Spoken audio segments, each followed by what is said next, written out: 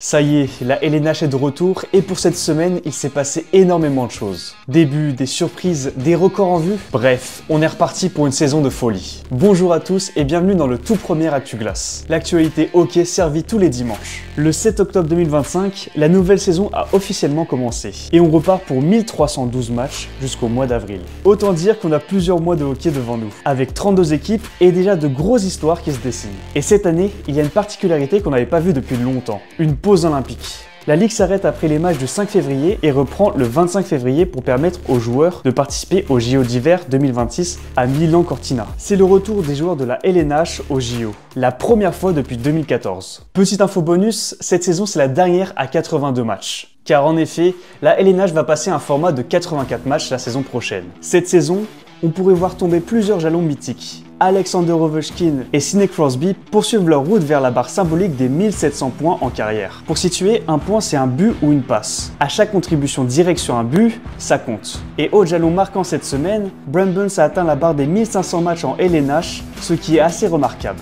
Cette semaine aussi, Connor McDavid a signé une extension de 2 ans à 12,5 millions par saison et cette extension démarre en 2026-2027. Concrètement, ça veut dire qu'avec la saison en cours, McDavid est sécurisé jusqu'en 2028. Donc, les Oilers gardent le capitaine pendant la pleine fenêtre où ils veulent gagner. L'idée est simple, rester au cœur du projet tout en gardant la flexibilité quand le plafond grimpera. Et justement sur la glace, le capitaine a déjà montré la voie. Lors du match d'ouverture, Calgary remonte un déficit de 0-3 et s'impose en fusillade. Mais McDavid récolte 2 passes pendant que Draisaitl atteint la barre des 400 buts. Derrière, les Oilers se reprennent après une victoire 3-1 face à Vancouver, plus discipliné et plus solide dans le jeu. À Winnipeg, Kyle Connor a prolongé 8 ans à 86 millions.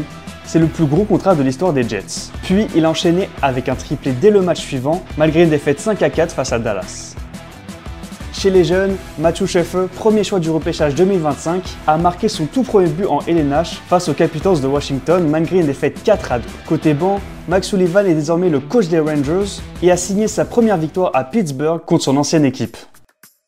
Du côté des Habs, les Canadiens ont commencé par 3 matchs à l'extérieur. Le 8 octobre à Toronto, Montréal s'est incliné 5-2 lors du premier match de la saison. Morgan Rielly a en effet brisé l'égalité en 3e, mais malgré ça, on a quand même vu de belles choses comme Kapanen qui marque son premier but en LNH en infériorité. Bolduc lui aussi marque et Montembeault effectue 22 arrêts. Après le but de Rielly, il livre seul le match de 2 buts dans une cage déserte.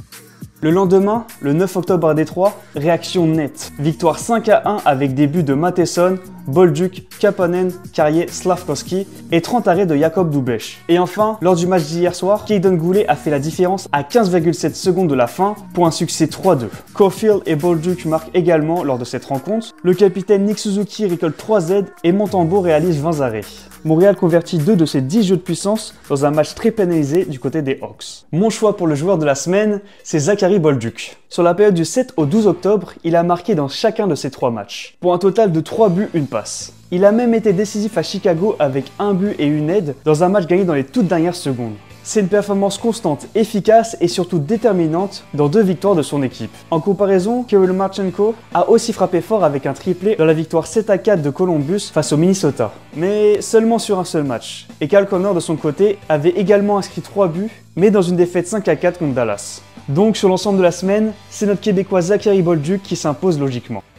Au niveau du classement, dans la conférence Est, les Panthers et les Bruins réalisent un début de saison parfait avec 3 victoires en 3 matchs. Juste derrière, Montréal suit le rythme avec 2 victoires et 1 défaite, ce qui leur permet de rester dans le trio de tête. Toronto, Détroit, Ottawa sont dans le milieu de peloton avec un bilan équilibré, tandis que Tampa Bay et Buffalo ferment la marche, toujours sans victoire. Dans la division métropolitaine, c'est la Caroline qui mène la danse avec 2 victoires en 2 matchs. Les Rangers et les Penguins suivent juste derrière, tous deux à 4 points, alors que les Blue Jackets, Capitals et Devils restent en contact avec chacun une victoire de 2 rencontres. En bas du classement, Philadelphie et les Islanders ont un peu plus de mal à trouver leur rythme. Du côté de la conférence Ouest, la division centrale est menée par l'Avalanche du Colorado, solide avec 5 points en 3 matchs, suivi de Dallas, invaincu en 2 rencontres. Derrière, les Predators, Wild, Jets, Blues et Utah Mammoth se tiennent dans un mouchoir de poche poche avec chacun 2 points. Les Blackhawks, eux, ferment la marche avec une seule unité après 3 matchs. Dans la division Pacifique, ce sont les Kraken de Seattle qui surprennent en tête avec 2 victoires en 2 matchs. Les Golden Knights et les Oilers suivent de près,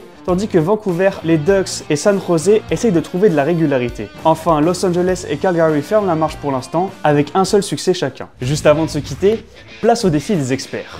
Question du jour. Quel joueur détient le record du plus grand nombre de points en une seule saison dans la LNH? Mario Lemieux, Wayne Gretzky, Connor McDavid ou Alex Ovechkin? Laissez-moi votre réponse en commentaire, j'épinglerai la première bonne réponse. Voilà, c'était tout pour cette première semaine. Merci d'avoir suivi ce premier Actu Glace. N'oubliez pas de liker la vidéo si vous aimez le concept, de vous abonner pour ne rien manquer, et on se retrouve dimanche prochain pour un prochain épisode. Allez, à la semaine prochaine!